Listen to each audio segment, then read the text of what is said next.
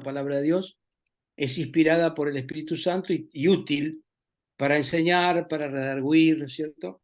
Pero muchos de los libros de la Biblia tienen distintas características. Y si hay uno que es oportuno para estos momentos que estamos viviendo, es el libro de Nehemías. Tanto el análisis de la persona como líder Nehemías, sino también de todo lo que Dios hizo en ese tiempo de restauración. Entonces yo quiero retomar de allí, de los muros restaurados, cuando Nehemías le dice a los oficiales, a los principales y al pueblo, dice, ustedes ven el mal en que estamos. ¿Se acuerdan que hacíamos énfasis en el hecho de que él se incluía, a pesar de no haber estado allí, que él era copero del rey y que volvió a su tierra para justamente un proceso de reconstrucción, de restauración? Él dice, ustedes ven el mal en que estamos, no podemos seguir así, y él venía con la misión de Dios de reconstruir los muros. Después vimos al domingo siguiente cómo combatir el desánimo. Vimos también de Nehemías, así que si quiere ir buscando en Nehemías, hoy vamos a ver Nehemías, capítulo 8. Vimos cómo combatir el desánimo, las causas y las curas del desánimo, también basado en Nehemías. El domingo pasado hicimos un salto hablando de ustedes venían corriendo bien, ¿qué les pasó? ¿Quién les estorbó? ¿Qué pasó para que dejaran de correr como estaban corriendo? Y hoy quiero volver al libro de Nehemías en el capítulo 8, donde los primeros capítulos de Nehemías tienen una característica, ¿no es cierto? Relatan todo ese proceso de reconstrucción del muro, de mucha reconstrucción de la parte de la ciudad que había estado destruida y había estado abandonada o a su deriva más de 490 años, medio siglo. Así que entendamos nosotros lo que había pasado. Y el pueblo que había sido llevado cautivo, falleció en el cautiverio y vinieron los descendientes. Y son los descendientes de los que fueron llevados cautivos que vuelven a la tierra. Capítulo 8 de Nehemías. 8. ¿Y cómo termina? O sea, Nehemías, desde el versículo 1, pero Nehemías logra su cometido, se reedifica el muro. La ciudad comienza a tener cierta normalidad. Es decir, los que volvieron a vivir a Jerusalén se establecen en sus casas, el pueblo empezó a dedicarse a su actividad, porque ya el muro de contención, ¿se acuerdan que siempre decimos, las ciudades antiguas tenían los muros de contención justamente para evitar los asedios, los ataques, etcétera, etcétera? Entonces el muro de contención, de defensa y de protección de la ciudad estaba terminado. El pueblo vuelve a habitar en sus casas, reedifica también sus casas, los trabajadores sus trabajos.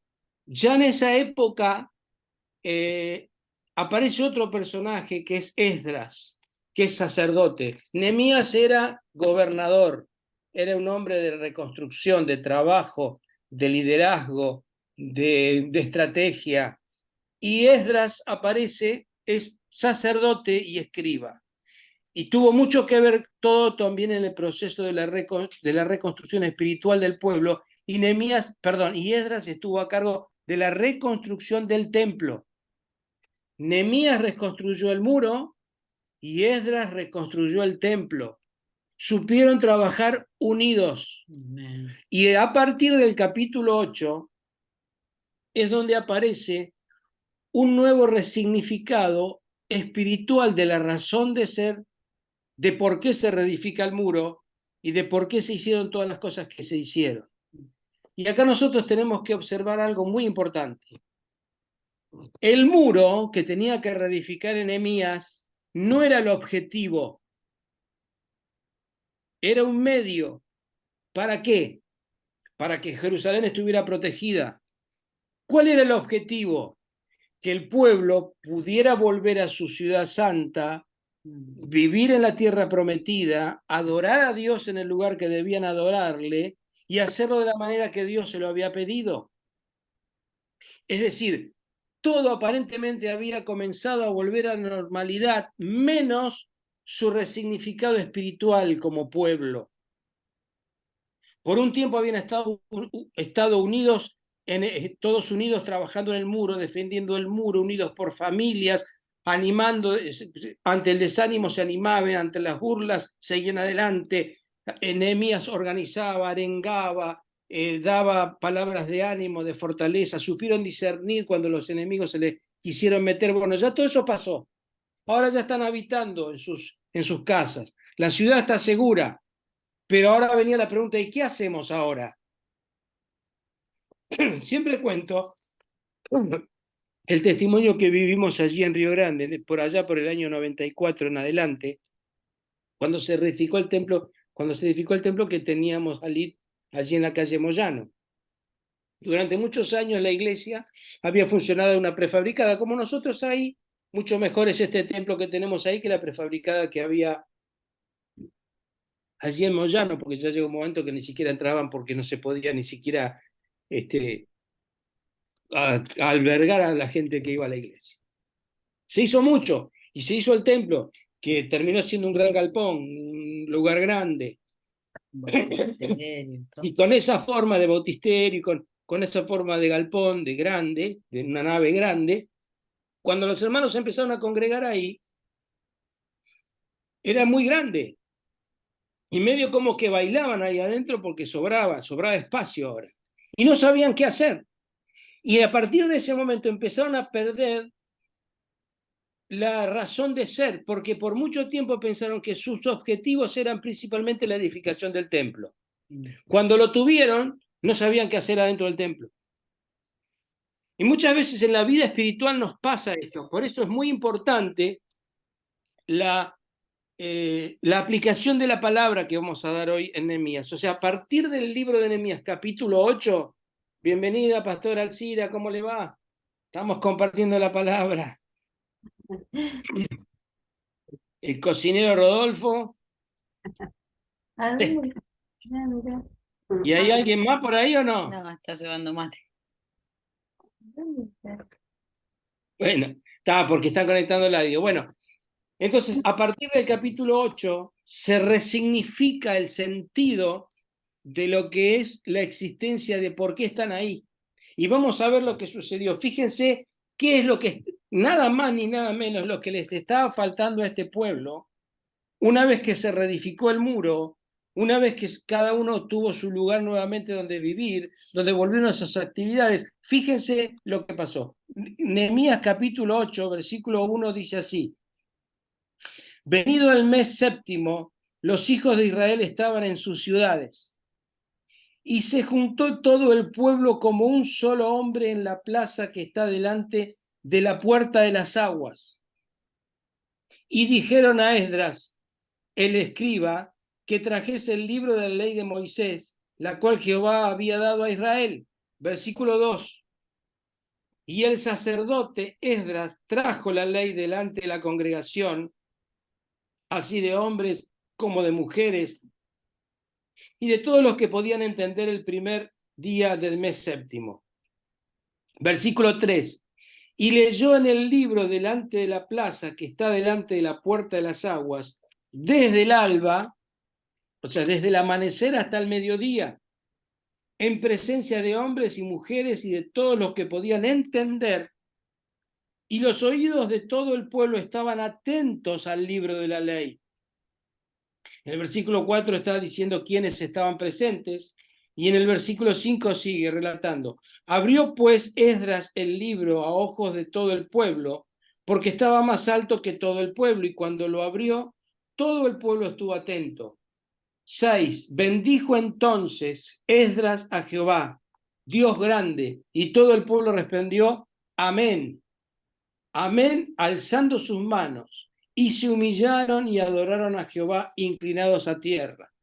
El versículo 7 tiene los nombres de los levitas, y al final dice, al final del versículo 7 dice: y hacían entender al pueblo la ley, y el pueblo estaba atento en su lugar, y leían en el libro de la ley de Dios claramente y ponían el sentido de modo que entendiese la lectura. Y Nehemías, el gobernador, el sacerdote Esdras, escriba, y los levitas que hacían entender al pueblo, dijeron a todo el pueblo: Día santo es a Jehová nuestro Dios, no os entristezcáis, ni lloréis, porque todo el pueblo lloraba oyendo las palabras de la ley.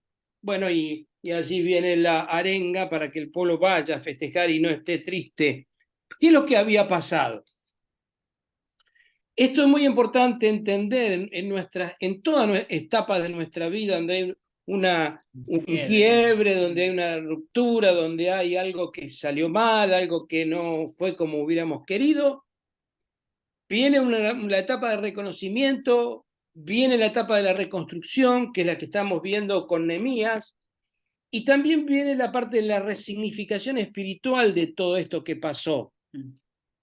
Y entonces, lo que hace el pueblo de Dios, y esto es lo que nosotros, hermanos, tenemos que entender, por favor, se los pido, es siempre volver a la palabra de Dios. Amén. Cuando nosotros decimos, apliquemos las recetas bíblicas, nos referimos a esto, porque nosotros decimos que somos el pueblo de la palabra, que llevamos la palabra de Dios. Pero como hoy escuchamos en los testimonios, muchas veces esa palabra no tiene cabida en nosotros porque las cosas no salen como nosotros queremos o como nosotros habíamos pensado. O entramos en épocas de desierto en nuestras vidas y en vez de aferrarnos a la palabra, nos peleamos con Dios, nos peleamos con los hermanos, le echamos la culpa a este, al otro, pero no entendemos que lo único que nos hace salir adelante es volver a la palabra de Dios. Y en esto hago mucho hincapié, volver a la palabra de Dios. Dice que todo el pueblo, como un solo hombre, mujeres, hombres y los niños que podían entender, que tenían entendimiento, que podían comprender, estuvieron, fíjese, desde el amanecer hasta el mediodía. Nosotros 20 minutos de predicación y ya nos cansamos. Ellos estuvieron 6 horas parados escuchando la palabra de Dios.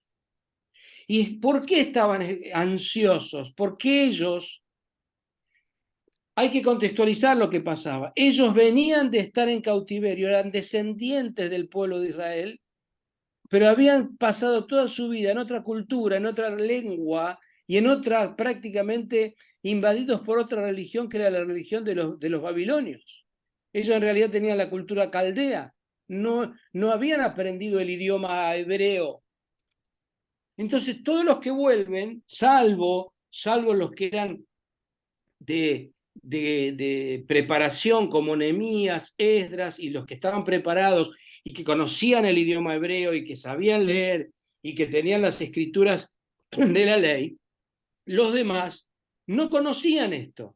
Entonces cuando se preguntaban, ¿pero qué los pasó? ¿Por qué nuestro pueblo pasó lo que pasó? Bueno, pasó lo que pasó porque nuestros antepasados pecaron. Más adelante viene toda esta situación de confesión.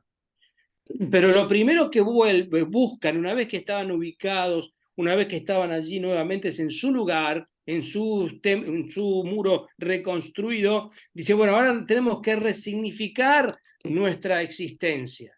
¿Por qué motivo es el que estamos acá? En los próximos días vamos a empezar a ver otro de los temas que me impactan, que es ser iglesia para los demás. ¿Para qué somos iglesia nosotros, por ejemplo? ¿Somos iglesia para ir y reunirnos, para tener son los domingos, para ir el miércoles al culto de oración, para hacer retiros de mujeres, para hacer retiros de hombres, para hacer asamblea como nos toca ahora pronto? Esos son medios. El fin de la iglesia es extender el reino de Dios y que la gente conozca a Jesucristo como su único y suficiente Salvador, y que en esa acción del anuncio tengamos obras concretas de comunión, de edificación, de ayuda mutua, de servicio. Ese es el resignificado que tenemos que tener. Cuando nosotros perdemos esa visión, cuando nosotros, si por ejemplo Nehemías se hubiera quedado y decir, bueno, muy bien, ya está, ya terminé los muros, ya está listo todo, ya puedo volver a ser el copero del rey. No hizo eso. Dijo, acá está haciendo falta algo más. ¿Y qué hizo? ¿Sabe qué hizo? Se puso en segundo plano, cosa que nos cuesta mucho a muchos de nosotros aceptar que nuestra etapa terminó en una parte y va a comenzar la otra. ¿Y quién viene ahora? Esdras. Esdras era hombre de la palabra de Dios. Nehemías era reconstructor o constructor y dirigente. Nehemías era hombre de la palabra de Dios, era sacerdote y era escriba. Y él era el encargado ahora de guiar al pueblo a volver a la fuente. Y volver a la fuente es volver a la palabra de Dios. Hermanos, insisto con esto lo que dije hace unos momentos. Tenemos que tener la palabra de Dios como fundamento de nuestra vida, no, no en emocionalismos. Ellos hubieran podido apelar mucho a los sentimientos de victoria que estaban teniendo en ese momento. Habían logrado el muro, habían terminado de reedificarlo, los enemigos habían quedado del otro lado, había euforia, había muchas razones para festejar, pero todavía les faltaba el resignificado espiritual del porqué. Y el resignificado espiritual del porqué viene y solo viene cuando la palabra de Dios es puesta por delante, por detrás, dentro y fuera de nosotros. Si no, no viene. Por eso este es uno de los avivamientos que se registra en la palabra de Dios del Antiguo Testamento. No hay muchos que se registran en verdaderos avivamientos, y todos los avivamientos vienen cuando el pueblo vuelve a la palabra de Dios. Amén. Amén. Y volver a la palabra de Dios es leer lo que la Biblia me dice y hacerlo.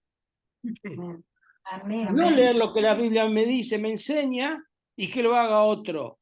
Y por eso muchas veces andamos penando. Por eso el pueblo acá dice que cuando oía la palabra de Dios, primero no entendía. Por eso dice que los Esdras y los levitas les ayudaban.